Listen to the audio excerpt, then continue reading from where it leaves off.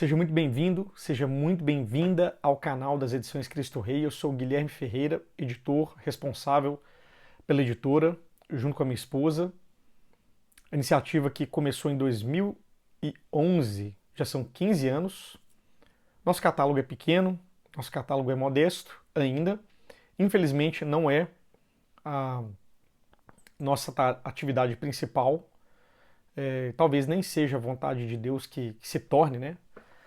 Já comecei a aceitar essa possibilidade, mas continuamos fazendo, com a permissão de Deus, este trabalho modesto de apostolado, publicação de obras sobre temas relacionados à fé católica, direta ou indiretamente, temas explicitamente religiosos, temas de vida espiritual, catequéticos, temas históricos, temas filosóficos, temas sociológicos, culturais e, no vídeo de hoje, um tema histórico.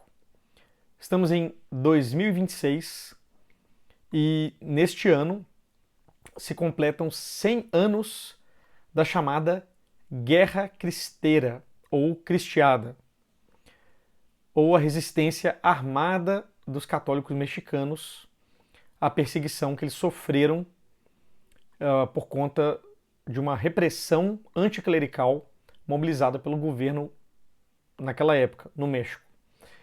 Aconteceu de 1926 a 1929, a chamada Primeira Cristiada.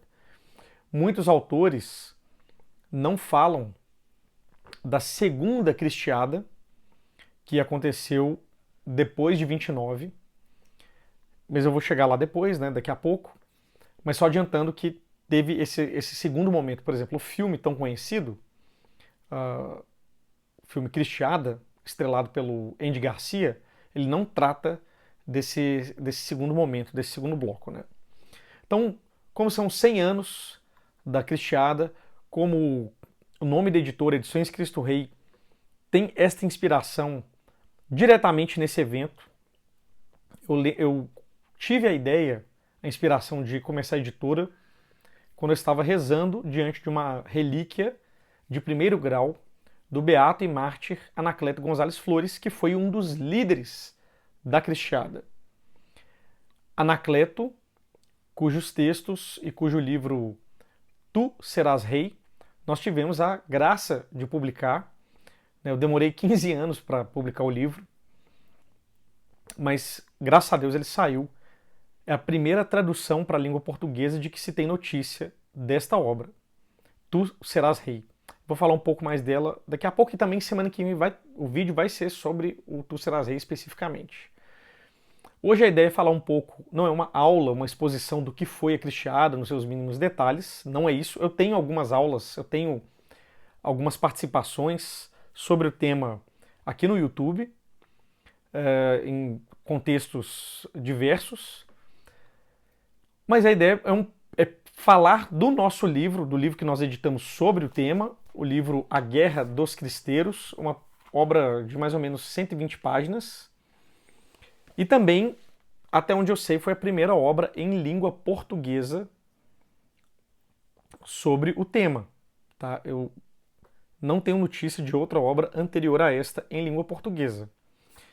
Este livro aqui, depois que saiu a primeira edição dele, eu, participando de um evento, ele saiu em maio de 2013, então a editora estava com mais ou menos 2 anos, participando de um evento onde estava o professor Felipe Aquino, ali surgiu uma conversa com ele e veio a ideia de fazermos uma coedição. Então a Cleofas, editora do professor Felipe Aquino, também tem uma edição e eu, desde então, deixei, né, que ainda que nós tenhamos a nossa, deixei que eles mantivessem a edição deles, para que o livro, a história tão bonita, tão inspiradora desses católicos pudesse chegar a mais pessoas. Então ele tem até uma capa um pouco diferente, a capa dele, na verdade, é este pequeno símbolo aqui, que tem uma cruz e uma espada, né? Então, se vocês forem procurar pelo livro A Guerra dos Cristeiros, encontrarão também disponível em edição, uma coedição, mas vendido no site da editora Cleofas. Se você quer apoiar o nosso trabalho, uma pequena editora mantida por uma família, adquira o livro na nossa livraria, livrariacristorei.com. O link está na descrição deste vídeo. Adquira não só este, mas os outros livros que nós temos editado e outros milhares de livros. Não, estou falando para você adquirir milhares, né? Mas temos ali à disposição outros milhares de livros no catálogo, livros de filosofia, história, literatura e assim por diante. Então, livrariacristorei.com. Então a ideia é um pouco apresentar um pouco o evento, fazer um resumo para que as pessoas possam eventualmente se interessar sobre o livro, né? Então, o que é a Cristiada? Para você que nunca ouviu falar, que nome esquisito, Cristiada, né? Cristeiro. Por quê? Por que o nome Cristeiro? Porque os católicos, o povo católico mexicano, que não aceitou a perseguição que o governo naquela época estava realizando contra a igreja, tinha por devoção o costume de gritar Viva Cristo Rei. Eles tinham esse lema, Viva Cristo Rei. Então, surgiu da parte do próprio governo mexicano, dos militares que estavam perseguindo os católicos, este apelido que naquele primeiro momento, tinha um caráter pejorativo. E ele depois adquiriu um sentido contrário, né? É quase laudatório. Os cristeiros vestiram a camisa, aceitaram isso, essa classificação, essa etiqueta, e ele passou para a história como uma coisa positiva, uma coisa gloriosa, né? Nós nos referimos aos cristeiros como bravos combatentes que defenderam a fé no momento de gravíssima perseguição. Então vem daí o nome. Os católicos mexicanos eram profundamente devotos do Sagrado Coração de Jesus e nas promessas do Sagrado Coração de Jesus, uma delas é justamente eu reinarei.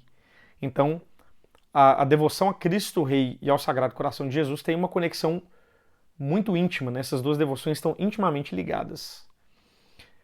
Então, para entender um pouco, né, por que teve essa perseguição tão brutal, como que se deu isso? Os católicos eram violentos, pegaram em armas porque são tirânicos, enfim, falar um pouco sobre esse episódio.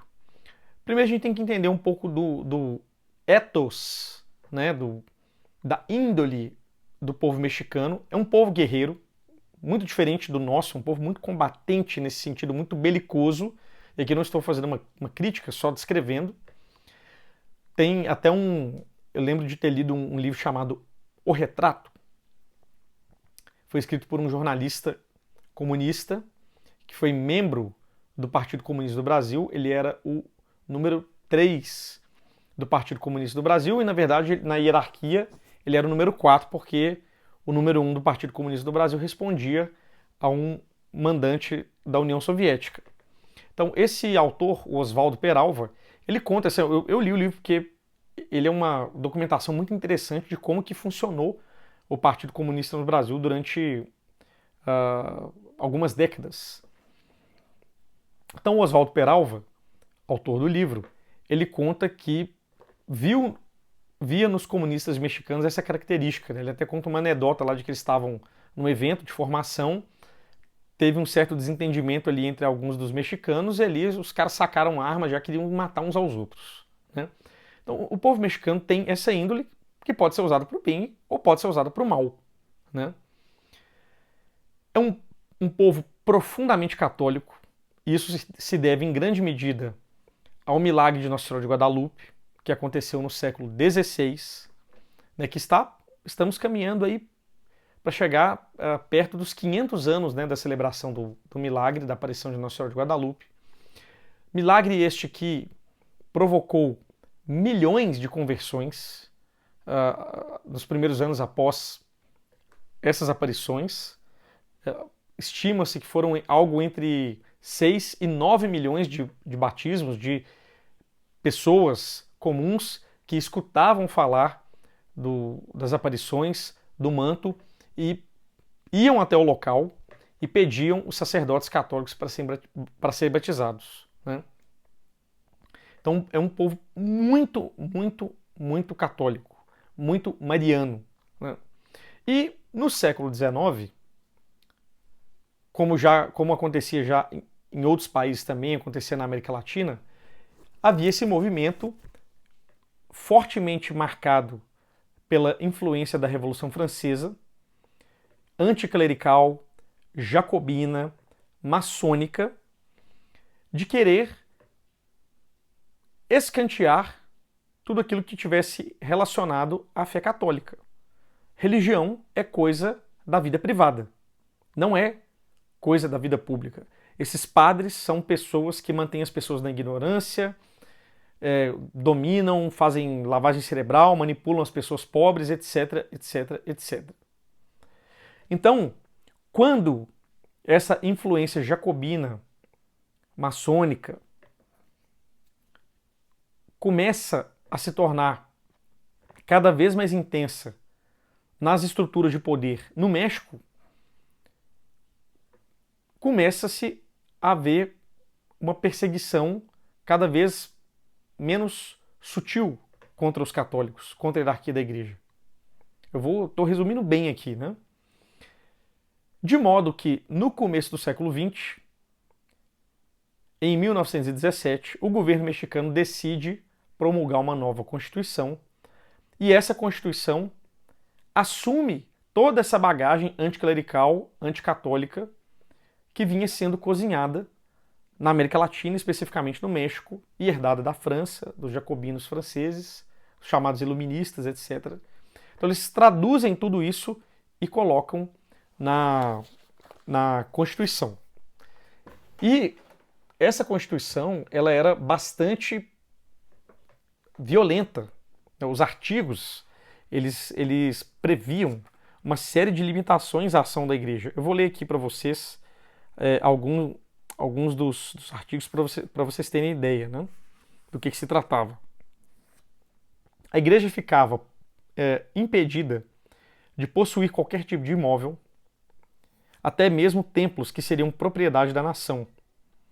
Ficava proibida de ter escolas e de realizar o ensino religioso.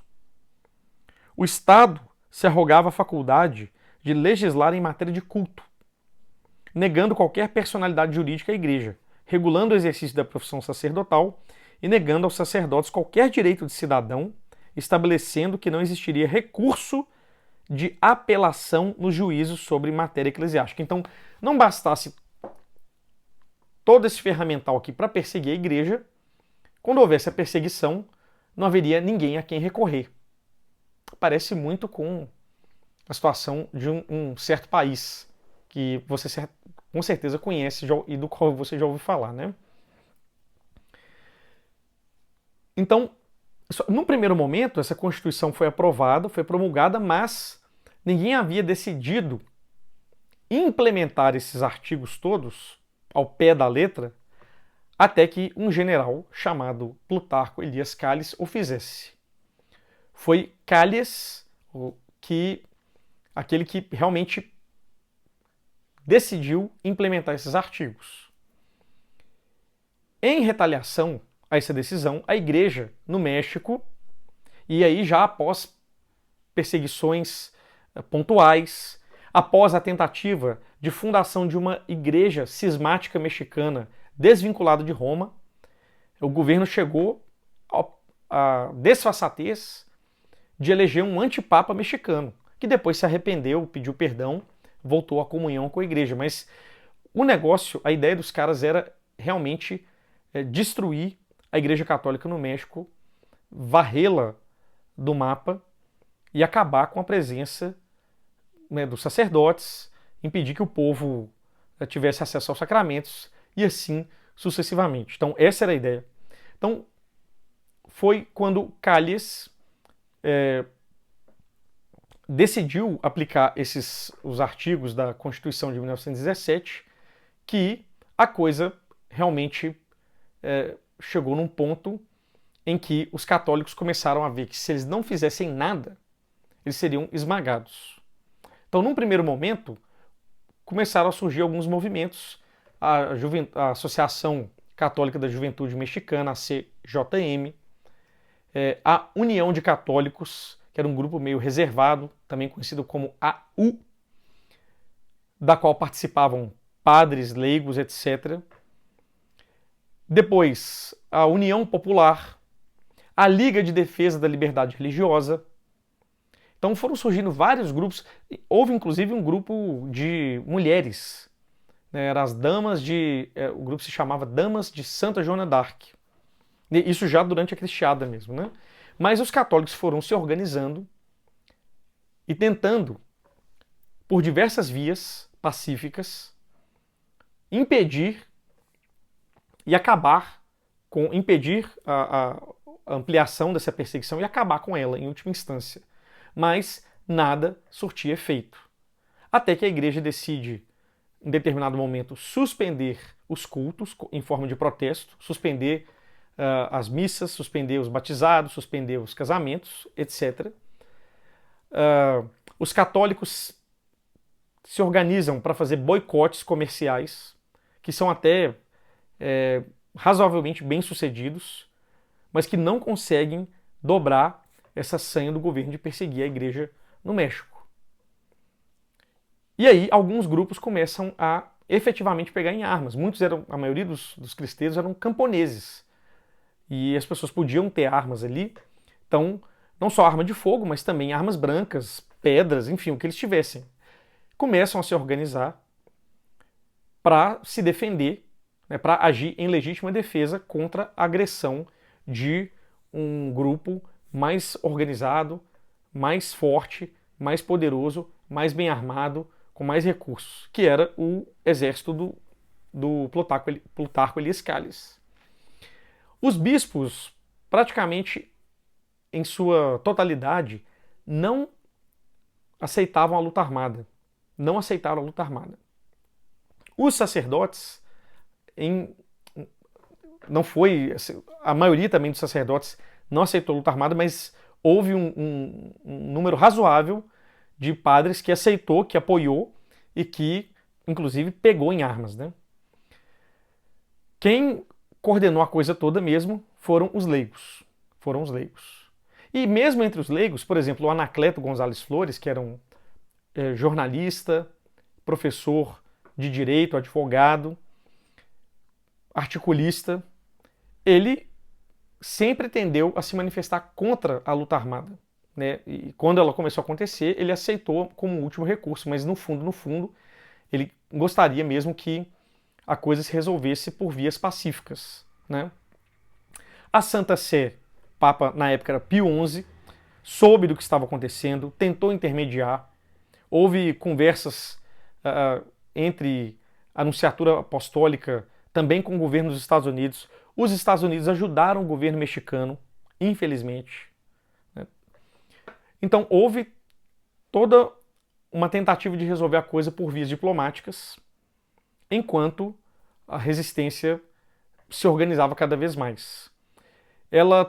O exército cristeiro assume um ponto de inflexão quando um general reformado chamado Gorostieta decide, sensibilizado pela fidelidade daqueles católicos, pela sinceridade, pela piedade deles, ele decide se somar ao exército cristeiro e oferecer a sua experiência de general para organizar essas tropas. Então é um marco aí bem interessante. Para quem assistiu o filme, é o personagem do Andy Garcia, né? Muito bonito ali a cena em que ele está montado no cavalo, né? Viva Cristo Rei, conclamando o pessoal para a luta, etc, né? Mas assim, a Cristiada não foi... a gente não pode lembrar dela só como um episódio de luta armada. Não é isso.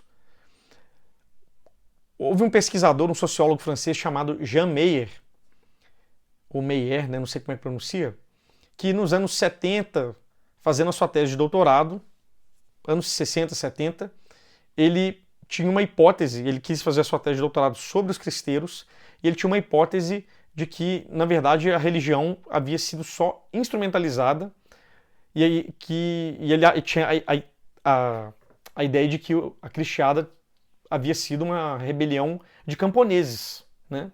E que a religião era meio que uma fachada.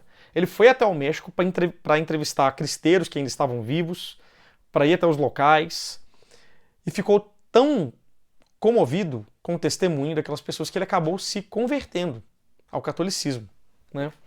Escreveu uma obra em 3 volumes chamada A Cristiada, e desta obra ele fez um resumo com esse registro aqui de imagens, um livro até bem grande, né? Também chamado A Cristiada, e aqui tem inúmeras fotos, eu vou mostrar algumas para vocês,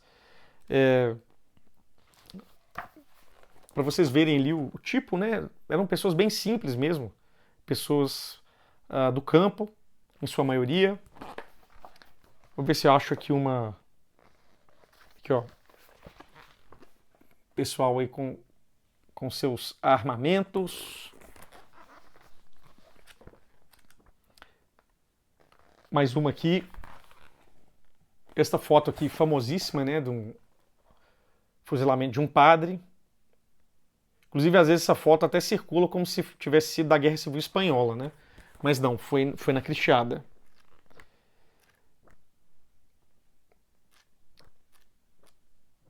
Ver se eu acho aqui, tem uma foto aqui do... Aqui, ó, uma missa chamada Missa Cristeira, né? Celebrava-se as missas no próprio campo de batalha mesmo. Então, esse registro aqui é bem interessante, muito bem documentado, mostrando, ele prova mesmo que foi uma reação legítima a uma perseguição injusta contra a fé de um povo, né? E o que a Cristiada tem para nos ensinar hoje? Bom, muitas coisas, né?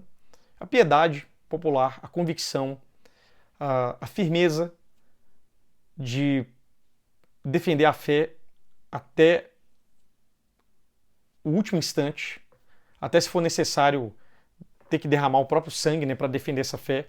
Nós sabemos que existem muitos católicos hoje no mundo padecendo de perseguições na Nigéria, por exemplo, aqui na América do Sul, na Nicarágua, perseguições terríveis, né? Os católicos ali nessas regiões estão sofrendo, na China também, em vários outros lugares. Os cristeiros tiveram este benefício de conseguir se organizar, mas infelizmente a coisa não acabou muito bem, porque depois de muitas negociações os bispos decidiram fazer um acordo com o governo, e aí justamente depois que os cristãos entregaram as armas e se encerrou o conflito, na década de 30 o governo mexicano começou a mapear muitos dos líderes e a assassinar um a um, é a chamada Segunda Cristiada. Existe inclusive um livro extraordinário, O Poder e a Glória, do Graham Greene, que é ambientado na Segunda Cristiada. É um livro literário. O Graham Greene também foi até o México e ele escreveu 2 livros sobre a Cristiada, O Poder e a Glória, que é um livro literário, e um outro livro que é mais um relato jornalístico do que ele viu. O título em inglês é, se eu não me engano, The Lawless Roads, né? As Estradas Sem Lei. Se eu não me engano, é esse o título. Então, foi um evento que durou pouco mais de 3 anos e que tem muito a nos ensinar, né? Os católicos se organizaram, os católicos foram audazes, foram firmes. Óbvio que eu não estou dizendo aqui que a gente, né, tem que pegar em armas, não é isso, não se trata disso, mas a ideia é olhar para esse evento para ver como que o mundo realmente odeia a igreja, odeia Cristo.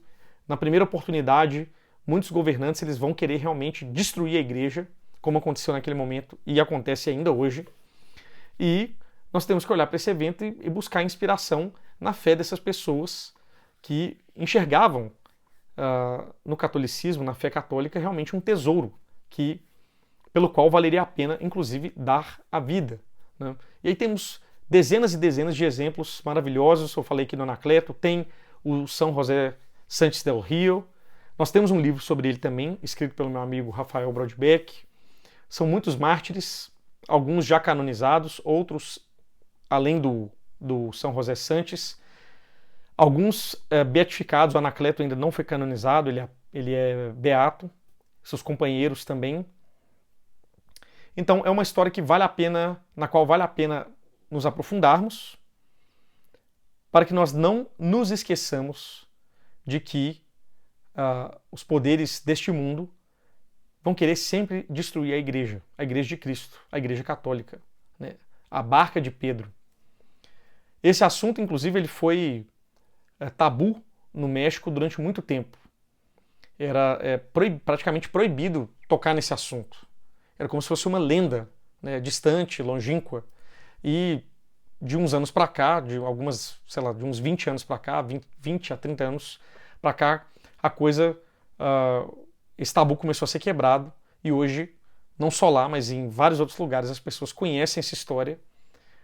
E história essa a qual o Papa Pio XI se referiu da seguinte maneira. Vou ler aqui para vocês.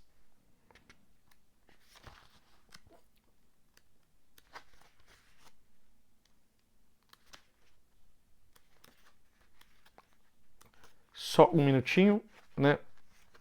Os cristãos conseguiram salvar a fé em sua pátria.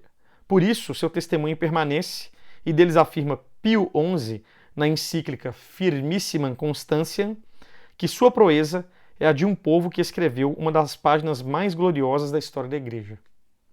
Uma das páginas mais gloriosas da história da Igreja. Então, a ideia era apresentar um pouco para vocês e convidá-los a comprar o livro. Nossa edição tem tradução de alguns artigos do Anacleto. Os artigos deles são muito diretos, muito inflamados.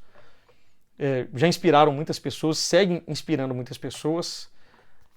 Uma leitura que você vai fazer aí em uma tarde, né, um final de semana, mas muito agradável, muito prazerosa. Foi uma tradução, né, de um autor de um livro publicado no México, Henrique Mendoza Delgado. E fico por aqui. Na próxima semana volto com mais um vídeo, se Deus quiser, um tema relacionado.